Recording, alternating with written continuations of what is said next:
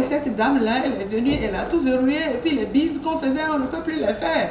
Cette dame dont elle parle, c'est bien elle-même, l'actuelle première responsable du port autonome de Cotonou, et elle répond ceci pour mettre à l'aise les acteurs portuaires. Je dis non, les bises sont toujours là, sauf qu'il faut faire ces bises dans les règles de l'art. Faire les affaires dans les règles de l'art, c'est le nouveau mot de gestion qu'elle tente d'imprimer à ce fleuron de l'économie nationale depuis l'avènement de la rupture.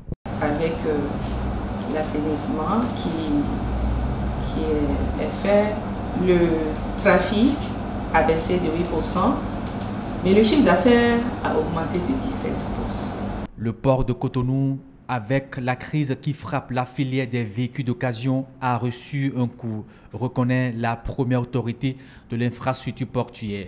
Mais les réformes entreprises depuis un an auraient permis de combler le gap. Je prends l'année 2015, le trafic était de 9 350 000 tonnes.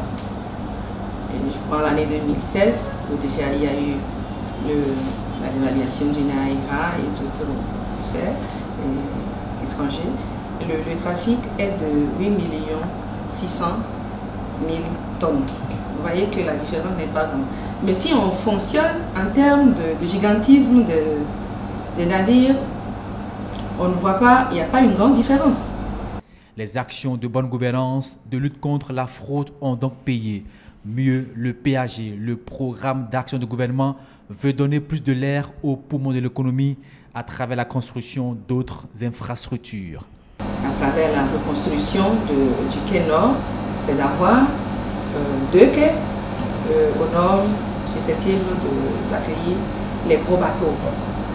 Il n'y a plus d'actes frauduleux au port. La sécurité règne désormais en maître sur la plateforme portuaire, des éléments qui confortent la crédibilité puis la compétitivité du port dans la sous-région ouest africaine.